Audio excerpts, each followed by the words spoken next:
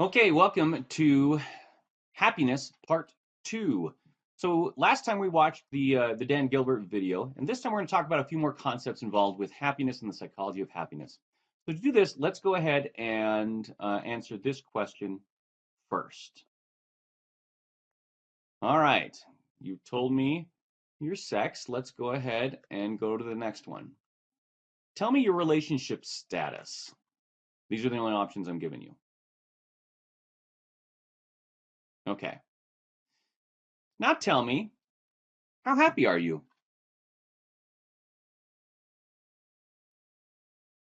So the reason why I'm asking this is because it turns out that your sex and your relationship status may actually be contributing to this particular question. It's been found that when we look at things like loneliness, it turns out that in college-aged populations, often males are more lonely than females, and particularly males who do not have a romantic partner. Now, what does that mean? Well, these are data that actually came from a student of mine at the University of Maryland, and he was doing his research on happiness. And when he was doing that, he was looking at the effect of your relationship status on your happiness. And so here's what he found. He found that males are much more likely, they're more happy if they are in a relationship compared to females. Females in a relationship, out of a relationship is about the same. But for males, it was a much bigger indicator of their happiness. Now, why might this be? One theory is that is exactly what we're talking about, this idea of loneliness and having your need to belong being fulfilled. Well, it turns out that males tend to be less likely to have close friends of the same sex compared to females who often have close friends of the same sex. And even when males do have close friends of the same sex, they are less likely to have the emotional caring and emotional support that is provided that they need, for belonging. Whereas women are much more likely to have that in their same-sex friendships. And since the majority of people are heterosexual, what that means is that men who are in a heterosexual relationship are much more likely to have a partner or someone who can provide for emotional caring and belonging compared to uh, compared to when they're single. And so this could be a major reason why happiness and your relationship status may be tied. Now, I'm not saying that this means just go out and get in a relationship. That's not what I'm saying. In fact, what you saw with the Dan Gilbert talk is that marriage does not necessarily make you more happy by itself, but good marriages make people happy. Good relationships make people happy if they're providing the needs that you have. And since this is social psychology, we need to realize that our social needs are real needs. Baumeister and Leary have the theory, what's called the need to belong. And so just like you need to have food to survive, you need to have relationships. And if you don't have enough belonging, then you're not going to have that need provided for. And as we saw earlier, happiness has to do with having our needs fulfilled, at least perceiving that we have our needs fulfilled. So let me ask you this question. Are you happy if you have a lot of good things, but you also have a lot of bad things in your life? Well, the reason why I'm asking this is because it's not just quite as simple as saying, hey, are you happy or are you not? There's actually different forms of happiness. So we need to look at some information, and a lot of this comes from the reading, about the way that we think about happiness. So here are three kinds of happiness that we can measure, we can talk about when we are trying to measure happiness. So one is just general life satisfaction. And you'll notice that life satisfaction tends to be more of a cognitive idea. This idea that I think my life is great and I'm satisfied, those are cognitive ideas. And those can come from a good enough income, achieving your goals, etc. But they're more cognitive, the idea that, hey, this is what I think is going on, my general life satisfaction.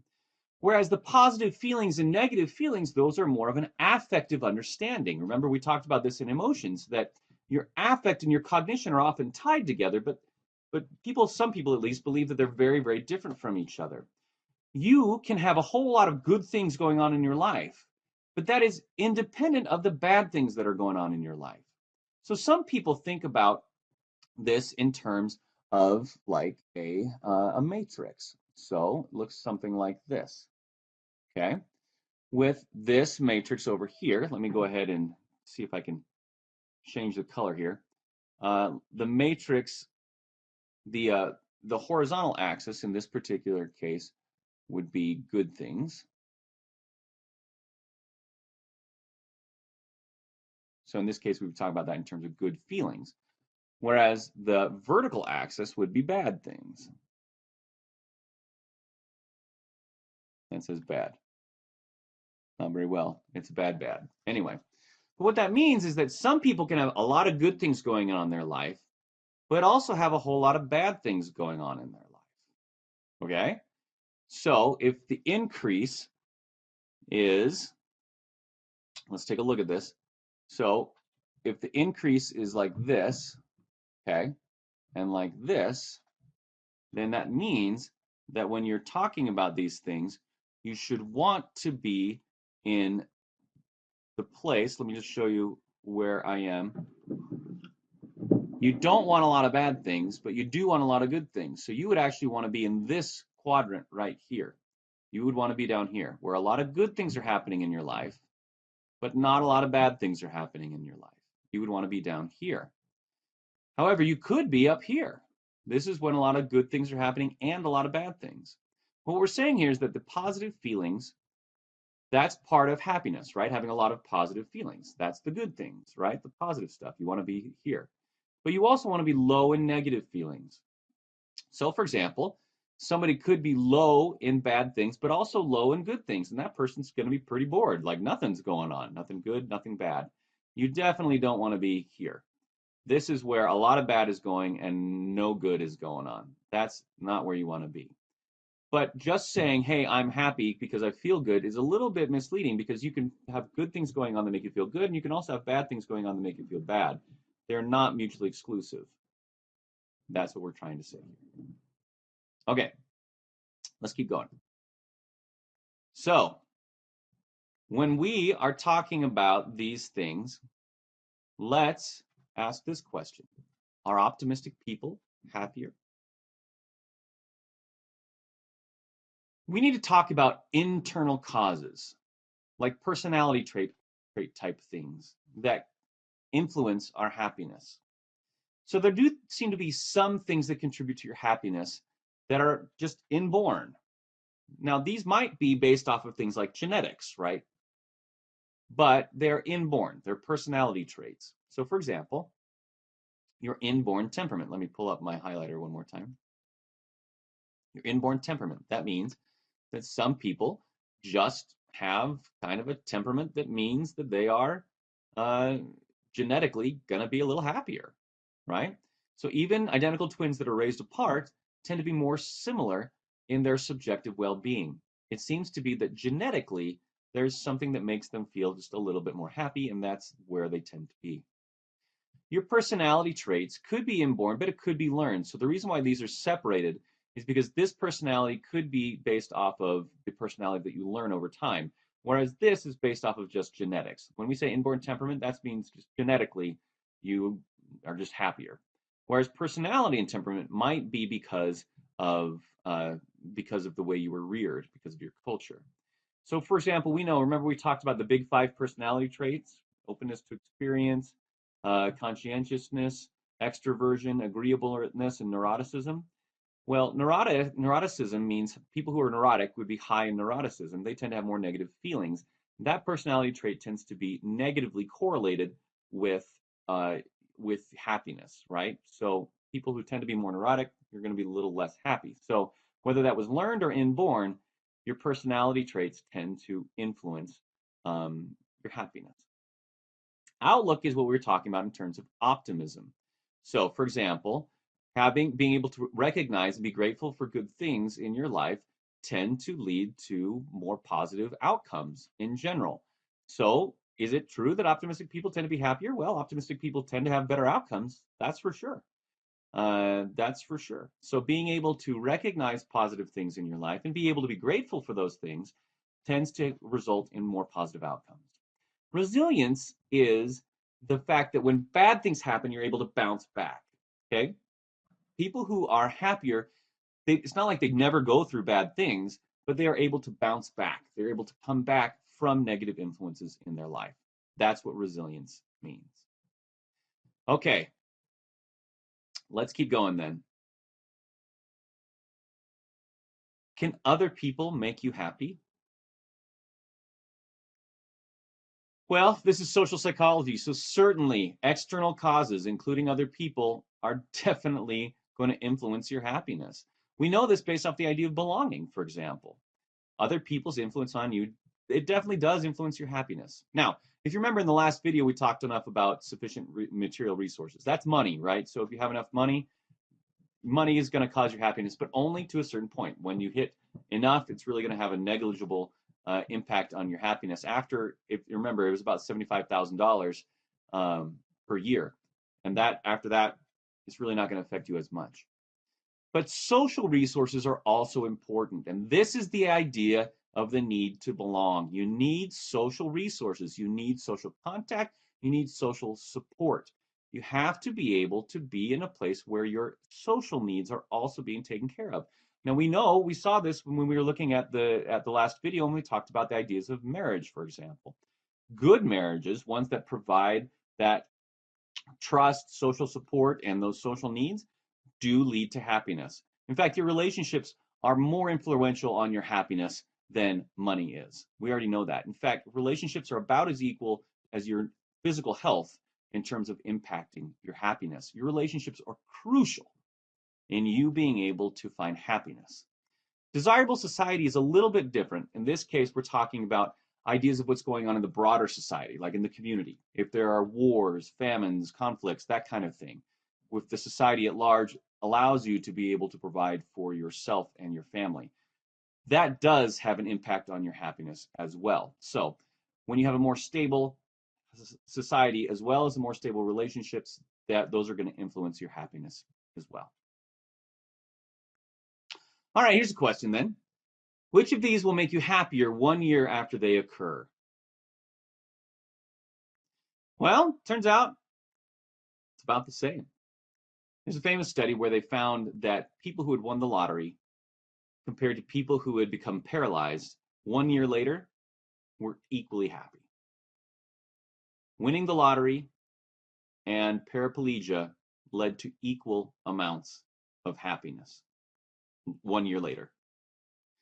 Why? Am I saying that if you want to be happy, go get yourself paralyzed? No, that's not what I'm saying. But I am saying that if you anticipate that winning the lottery is the thing that's going to make you happy, you're probably wrong. And conversely, if you feel like becoming paraplegic would make you unhappy, well, after a year, you're probably wrong as well. So let's talk about affective forecasting and the hedonic treadmill. We've discussed affective forecasting before. The point of affective forecasting is people predicting how they're going to feel, and we are bad at it. In general, we overpredict how much positive as well as negative events are going to affect us in the future. We overpredict their impact. The hedonic treadmill is the idea that if you think about this on a graph, right, where this is going to be your happiness on the y-axis. So happiness is the y-axis and time is the x-axis. Then what you'll see is that you have a baseline amount of happiness. People tend to have kind of this baseline. So that green line represents a baseline of happiness that you tend to have. And as you go through your life, things will happen in your life, right? And some things are going to make you happier, but we tend to return to that baseline. And then some things are going to make you sadder, but then we return to the baseline, happier and sadder, but we tend to return to that baseline. The baseline is this idea that we have a hedonic treadmill. We tend to go up and down, but we tend to come back to the same place. Hedonic treadmill just means that we tend to return to a baseline level of happiness, no matter what's going on in our life. Now, this is similar to the idea of affective forecasting. People predict that positive events are going to make them happy forever. They're going to move their baseline up forever. and negatives are going to move them down. In reality, there's been further research that has found that it can adjust, right? That your baseline can adjust, but it's probably not going to adjust as drastically as you think it is, right? So you're saying, hey, once I graduate, oh, my whole baseline, my entire life, is going to be happier. It's going to go way up here, and then I'm going to be happy for the rest of my life. In reality, something like graduation is probably a little bit more similar to one of these bumps that we are looking at instead of actually moving the baseline. So graduation, you're going to feel happy for a while, and then you're going to go back to normal. Then you get dumped, and you're going to feel bad for a while, then you get back to normal. Okay, that's the idea of the hedonic treadmill. Further research has found that you can actually increase and decrease this baseline, but it doesn't increase and decrease a ton, right? It's not like, hey, you graduate and you end up way up here. It's not what's going on. And it's also true that when you get dumped, you're not going to stay way down there. So what this means, also, I need to make sure I remind you that this is not, things are different when we're talking about mental illness, right? So for example, if somebody's undergoing a mental illness, like maybe severe depression, it might feel like their baseline is way down here. Well, we know that treatments can help with that. We also know that negative tends to be cognitively more impactful. Negative events tend to be more impactful in the way you feel and think. So negative events in our life tend to just be more impactful, right? If something bad happens, it's not like, oh, well, you know, my cat died, so I'm going to just go pet another cat and I'm going to feel just as equal. No, the negative part, the cat dying, has more impact than a positive event of petting a new cat, for example. Okay? Negative does tend to be more positive, and it makes sense that it would because we need to avoid negative things, right? We want to avoid bad things that can happen. But that means that sometimes we underestimate or undermine the influence of positive things in our life. And sometimes we ignore those positive things. And like we saw before, people who can be more optimistic and grateful tend to have better outcomes in their life as well. All right, thanks everybody.